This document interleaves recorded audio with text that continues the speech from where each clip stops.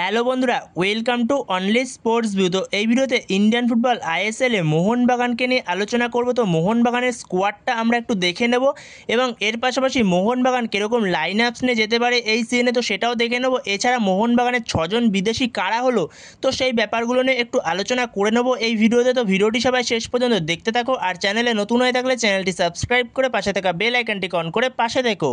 তো সেখানে যদি প্রথমে মোহনবাগানের এই মরশুমে 6জন বিদেশি কারা হলো, তো সেই ব্যাপারে যদি কথা বলা যায়, তো সেখানে মোহনবাগানের এই মরশুমে এখনও পর্যন্ত মোহনবাগানের 5জন বিদেশি রেজিস্টার রয়েছে, যেখানে 5জনের সঙ্গে তাদের কন্ট্রাক্ট রয়েছে মোহনবাগানের, যেখানে টম অ্যালডারের সঙ্গে নতুনভাবে কন্ট্রাক্ট এক্সটেনশন করেছে মোহনবাগান 1 বছরের। তো এছাড়াও আলবার্তো রড্রিগেজ রয়েছে, জেসন কামিন্স রয়েছে, দিমিত্রি পেত্রাদোস রয়েছে আর জেমি ম্যাকলারেন রয়েছে। তো এই 5জন বিদেশি মোট রেজিস্টার রয়েছে মোহনবাগানে। তো আরও একজন বিদেশি কে হবে, তো সেটা আমরা সবাই জানি।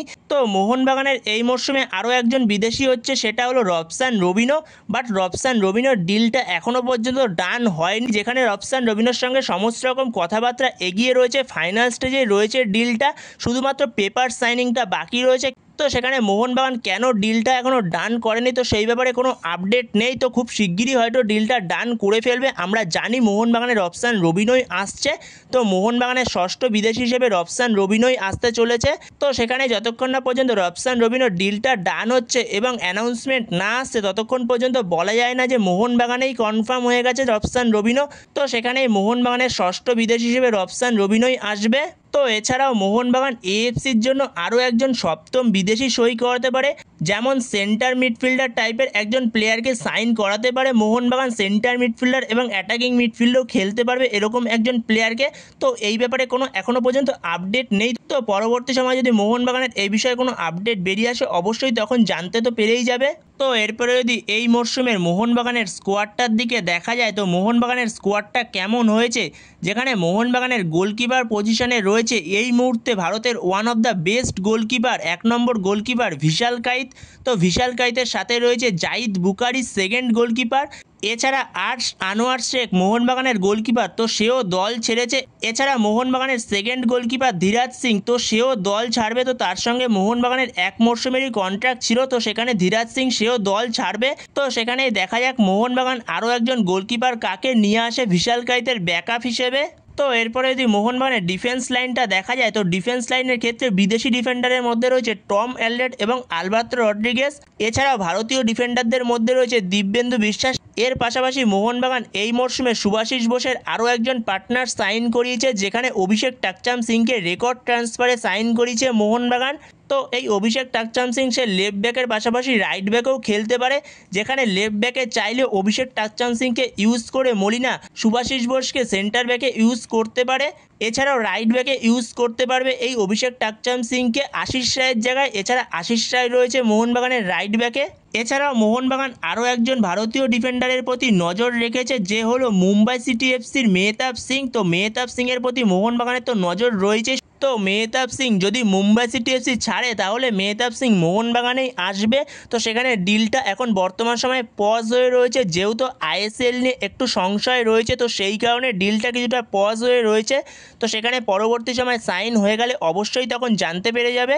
যেখানে মোহনবাগানের মাঝমাঠে রয়েছে দীপক তাংরি, আপুইয়া, অনিরুদ্ধ থাপা, অভিষেক সূর্যবংশী, গ্লেন মার্টিন্স। তো এই কয়জন মোহনবাগানের মাঝমাঠে রয়েছে। এর পাশাপাশি উইঙ্গারদের মধ্যে রয়েছে, ভারতীয় উইঙ্গারদের মধ্যে রয়েছে লেফট উইংয়ে রয়েছে লিস্টান ক্লসো, রাইট উইংয়ে রয়েছে সেক্ষেত্রে মানবীর সিং, আর মানবীর সিংয়ের পাশাপাশি রাইট উইংয়ে রয়েছে সালাউদ্দিন। এর পাশাপাশি কিয়ান নাসিরি রয়েছে, কিয়ান নাসিরি যে মেনলি সেন্টার ফরওয়ার্ড। তো সেন্টার ফরওয়ার্ডের পাশাপাশি সে লেফট উইং রাইট উইংয়েও খেলতে পারে।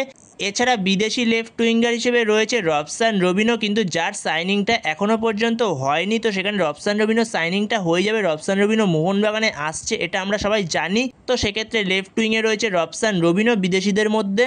এছাড়া ওপরে অ্যাটাকারদের মধ্যে বিদেশি অ্যাটাকারদের মধ্যে রয়েছে Dimitri Petratos, Jamie Maclaren, Jason Cummings. এছাড়া ভারতীয়দের মধ্যে রয়েছে সুয়েল ভাট এবং সাহাল। তো এটাই হলো মোহনবাগানের স্কোয়াড আপাতত পর্যন্ত এই মরশুমে। তো মোহনবাগান স্কোয়াডে খুব একটা চেঞ্জ করেনি, যেখানে শুধুমাত্র মোহনবাগান কিছু প্লেয়ারকে ছেড়েছে, যেখানে মোহনবাগান শুধু বিদেশিদের মধ্যে ছেড়েছে গ্রেগ স্টুয়ার্টকে। তো গ্রেগ স্টুয়ার্টের যেহেতু বয়সটা অনেক হয়ে গেছে, তো সেই কারণে গ্রেগ স্টুয়ার্টকে মোহনবাগান ছেড়ে দিয়েছে।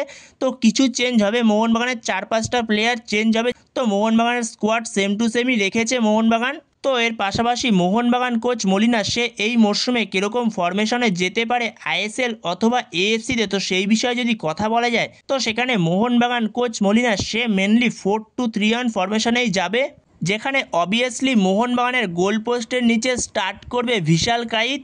এর পাশাপাশি 4জন ডিফেন্সের মধ্যে লেফট ব্যাক স্টার্ট করবে Subhashis Bose, right back start করতে পারে সেই জায়গায় অভিষেক টাকচাম সিং।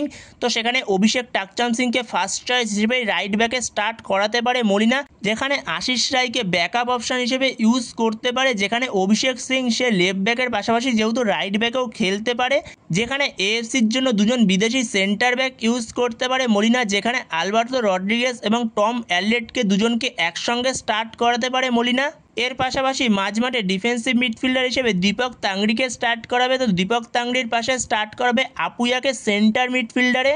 এর পাশাপাশি দুটো উইং থেকে স্টার্ট করবে, লেফট উইং থেকে স্টার্ট করবে সেক্ষেত্রে রবসান রবিনো। তো রবসান রবিনো মোহনবাগানের ডিল ডান হয়ে যাবে, তো রবসান রবিনোকেই ফার্স্ট চয়েস হিসেবে স্টার্ট করাবে এএফসিতে মোহনবাগান। তো সেখানে তো এএফসিতে যতগুলো খুশি বিদেশি খেলাতে পারবে, তো এএফসিতে বিদেশি খেলানো নিয়ে কোনো সমস্যা হবে না। এর পাশাপাশি রাইট উইংয়ে স্টার্ট করাবে মানবীর সিংকে। এছাড়া যদি সেন্টার মিডফিল্ডে কোনো প্লেয়ার নিয়ে আসে তো সেক্ষেত্রে মোহনবাগান দীপক তাংড়ির জায়গায় তাকে ইউজও করতে পারে পরবর্তী সময় যদি কোনো প্লেয়ার নিয়ে আসতে পারে মোহনবাগান। তো এই বিষয়ে যেহেতু এখন কোনো আপডেট নেই, তো সেই কারণে দীপক তাংড়িকে স্টার্ট করানো হলো এখানে। এর পাশাপাশি অ্যাটাকিং মিডফিল্ড রোলে মোহনবাগান জেসন কামিন্স বা দিমিত্রি পেত্রাউসকে স্টার্ট করাবে।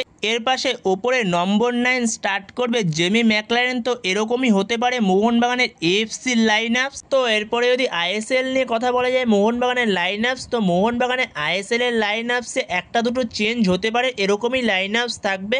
শুধু যেহেতু আইএসএল এর 4জন বিদেশি খেলানো যায় স্টার্টিং লাইন আপসে, তো সেক্ষেত্রে আলবার্টো রড্রিগেজকে ডিফেন্সে স্টার্ট করিয়ে ভারতীয় সেন্টার ব্যাক দিব্যেন্দু বিশ্বাস অথবা পরবর্তী সময় যদি মেহতাব সিংকে সই করায় মোহনবাগান, তো সেখানে মেহতাব সিংকে স্টার্ট করাতে পারে ডিফেন্সে।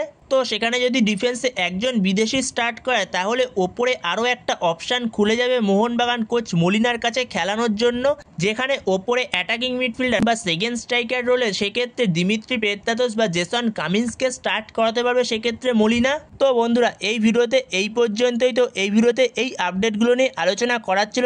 এছাড়াও এ বিষয়ে যদি তোমাদের কোনো মতামত থেকে থাকে তো সেটাও কমেন্টে অবশ্যই জানিও। তো এই ভিডিওতে এই পর্যন্তই। তো এই ভিডিওতে এই আপডেটগুলো নিয়ে আলোচনা করার ছিল। তো ভিডিওটি ভালো লাগলে অবশ্যই লাইক শেয়ার সাবস্ক্রাইব করতে ভুলো না। তো নেক্সট ভিডিওতে দেখা হচ্ছে, ততক্ষণের জন্য বাই বাই।